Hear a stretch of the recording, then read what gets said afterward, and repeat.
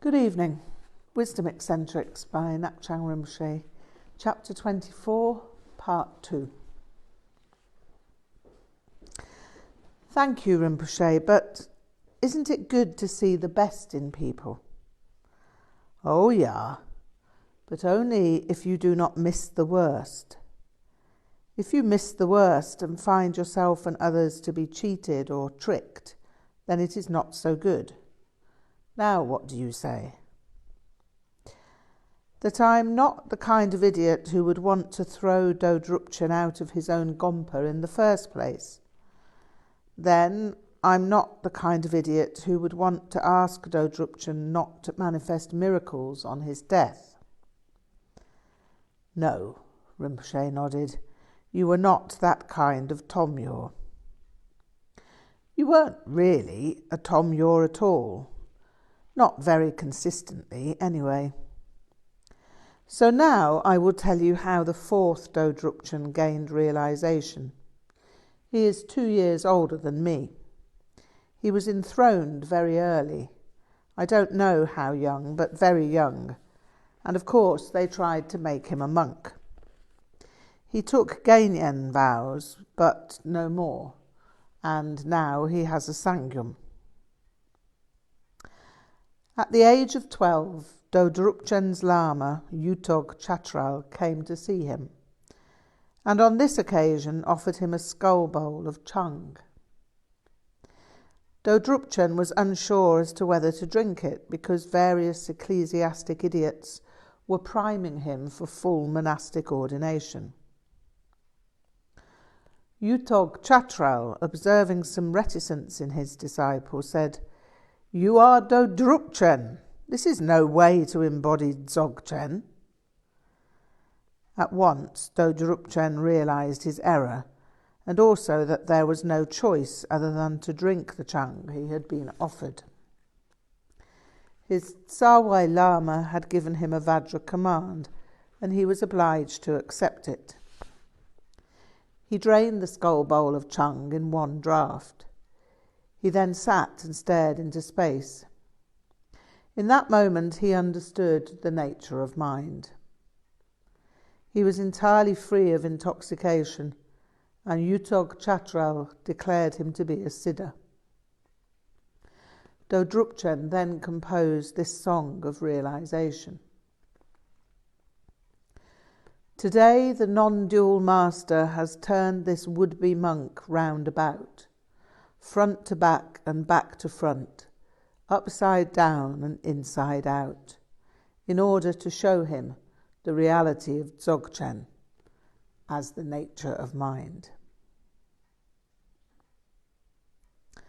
Rinpoche was silent for a few moments after reciting the song of realisation.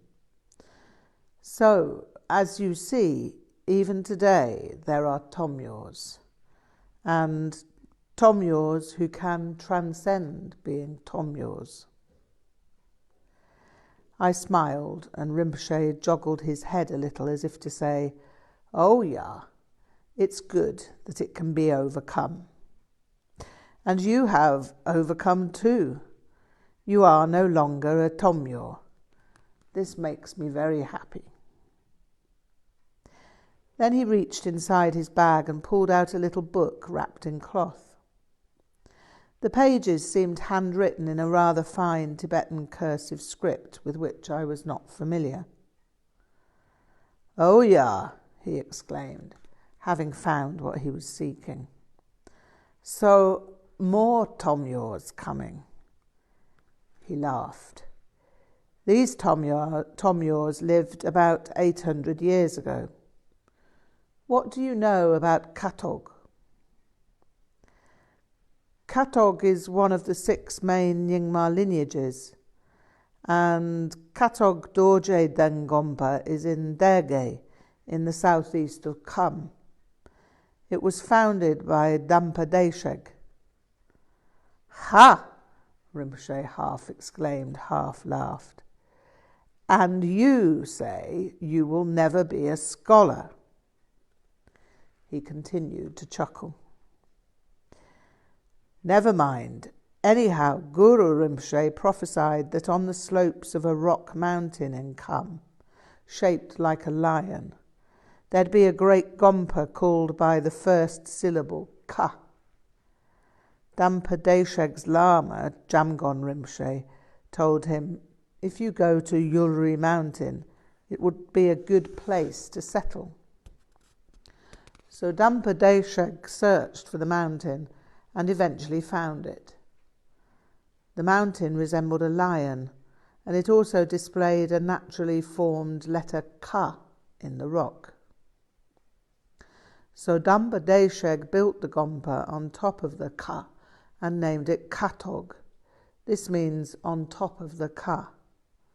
And in this way, Guru Rinpoche's prediction was fulfilled.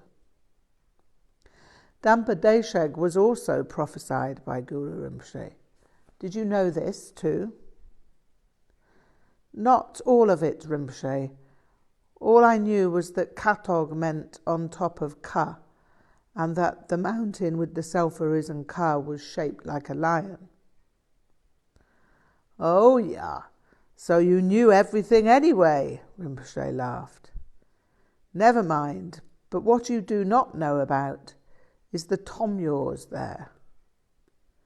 There was a time after the establishment of Katog when Dampa Desheg was giving an important empowerment, and many people came from all the districts of Derge. In Derge, you know, they make beautiful work with iron and gold. Kyabje Dudjom Rinpoche has a marvellous gao like this from Derge. Did you see it when you were with him? Yes, Rinpoche, I remember that. It was black and gold filigree, and the black was matted so that it didn't shine. I didn't know it was iron. I'm amazed that such fine work can be executed with iron. Oh yeah, beautiful, but not necessary for us. So, Dampa Desheg is giving the empowerment, and the gompa is full. The courtyard is full, and everywhere around is full. 3 country Ngakmas have come, but they cannot get into the empowerment at all, because there are so many people. They are country people, these Ngakmas, so they simply climb a tree and sit in the branches where they can see Dampa Desheg and the whole empowerment. Some monks see the 3 Ngakmas roosting in the tree. One says, "Hey, just look at that posy of pitiful pillocks up in that tree." Another says, "Yeah, they look like a gaggle of senile vultures." Another says, "What do they think they're at? They'll not receive the empowerment like that, the idiots. They can't get anything from that distance apart from septic splinters in the sphincter." And so it went on until every idiot amongst the monastic community had dispensed some derogatory remark. The 3 Ngakmas, however, even though they were out of range for some things, were observing each phase of the empowerment with great care. They followed each mudra and made the Kilkor mudra at the appropriate time. They recited the 100-syllable mantra of Dorje Tsempa at the correct juncture and were cognizant of each transition. At the end of the empowerment, Dampa Desheg sang a spontaneous song of realisation to the assembly. E Maho, activities and appearances are without limit in their variety. But within this Kilkor, it is most marvellous that 3 old Ngakmas in a tree have received the empowerment that most of you here present missed. I like that story, Rinpoche. Rinpoche raised his eyebrows in question, and so I continued. I think that if there were many present-day examples like this, there'd be fewer people who would cheat themselves with the idea that there was a profitable future in idiocy. "Ha!" Rinpoche almost shouted, in a form of mirth that was made of iron. "Ja, you have said this well. I like this. Anyhow, I have another story. It concerns Vajra command, like the story of the young Dzogchen. But this time the command comes through action. And this time there were no idiots involved. This is an account of Jamyang Khyentse Wangpo and Lama Ngak'ma. They were together at one time, camped near a lake in Kham. Ngak'ma was unwell, and living rough was not the best thing for his health at that time. One day, whilst picnicking with disciples, Khyentse Wangpo began to fling pebbles at Ngak'ma. At first, Ngak'ma simply shielded himself, but as the onslaught became more intense, he got up and started to run away. Khyentse Wangpo immediately jumped up and followed him, hurling whatever pebbles he could grab from the lake shore. It became evident to all who observed that Khyentse Wangpo was driving Ngak'ma toward the lake, but they simply sat and observed. Ngak'ma reached the lake and waddled into it up to his neck, whilst Khyentse Wangpo continued to fling pebbles at him. Ngak'ma was finally summoned from the icy water and returned to the picnic party, where he was able to dry himself by a fire which Khyentse Wangpo had ordered to be lit. Khyentse Wangpo was not known to be a wisdom eccentric. His actions were usually entirely comprehensible. But on this occasion, something entirely out of the ordinary was taking place. Transmission was the only possibility. Some short time later, Lama Ngak'ma's illness disappeared, and he lived to the age of 112. He lived in good health for the rest of his life, and whenever the subject was raised, he always ascribed his recovery and consequent good health to the informal symbolic transmission he had received from Jamyang Khyentse Wangpo. "Rinpoche," I began as soon as his account was concluded. I was almost at bursting point with eagerness. "This reminds me of another story of informal symbolic transmission with Paltrul and Dzogchen." "What story is this?" Rinpoche asked in a pleasantly curious manner. "It's when Dzogchen dragged Paltrul around by his hair." "Oh, yeah. I like this story too much. You tell me this story." That was somehow slightly shocking, but Rinpoche was in jovial mood, so I sallied forth. There was a time when Tsar Paltrul was staying at a small Nyingma Gompa. He did this sometimes on his travels because he loved to be with simple people in small, unpretentious places. Paltrul was alone, sitting in his room one morning, when Dzogchen rode into the courtyard. He sprang from his horse and stood in the courtyard, assuming a threatening stance. "Paltrul," he shouted, "if you are up there, and if you have no fear, come down here and I will give you transmission." Naturally, Paltrul was delighted that his Tsawai Lama had come to see him, and even more delighted that he was being offered transmission. He rushed down straight away. He was in mid-prostration when Dzogchen seized him by the hair and proceeded to drag him around the courtyard.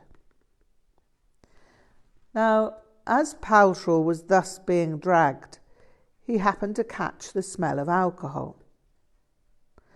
As he was naturally almost abstemious, this thought crossed his mind. Ah, this is the danger of alcohol, and this is why it was prescribed by Shakyamuni Buddha, because even such a great master as Dokhyentse Yeshe Dorje can succumb to its detrimental effects, etc., etc., etc. Now, no sooner had this degraded thought crossed his mind than Dokhyentse let go of Paltrul's hair, as if he'd discovered himself to have his hand in a puddle of pig's vomit. "You disgusting old dog," Dokhyentse yelled. "How does a thought like this enter your mind?" Then he spat in Paltrul's face and showed him the sign of a crooked little finger. Rinpoche laughed heartily at this point in my rendition and said, "Show me this gesture." Now, this was not easy for me. I knew that I'd have to show Rinpoche my little finger. I'd have to curl it in the correct way too. The finger thus curled would insinuate that he who viewed it had a penchant for being sodomized. I was about as reticent as I'd ever been about doing anything, and was on the verge of becoming an idiot again. I had to force my hand upward and curl that little finger, almost as if it were the dive I'd taken from the highest diving board at Aldershot swimming pool. The obvious discomfort which accompanied my gesture made Rinpoche laugh even more. "Oh yeah, you must now show this sign in that place up the hill." He then urged me to continue my story. So, Paltrul, hearing these words, "You disgusting old dog, how does a thought like this enter your mind?" realized he'd made a huge and ugly error. As soon as this realization arose, he froze and remained in the exact position that Dokhyentse had let him fall. It was at that moment that he recognized the nature of mind. He'd received informal symbolic transmission from Dokhyentse. After that event, whenever he gave the pointing out instructions to his own disciples, he'd always say, "I first realized the nature of mind from my Tsawai Lama Dokhyentse Yeshe Dorje, and the secret name he gave me at that time was disgusting old dog." "Yeah," Rinpoche pronounced in a commanding manner. "Now you question me." Damn and blast, just when I thought I was riding high and all was well, this had to happen. What in hell was I going to ask? What was there that he didn't know or understand? Rinpoche had the entire franchise on principle and function. "Have you heard this story before, Rinpoche?" "Yes," he laughed. "Next question." "So, if you'd heard it before, why did you want me to tell you the story?"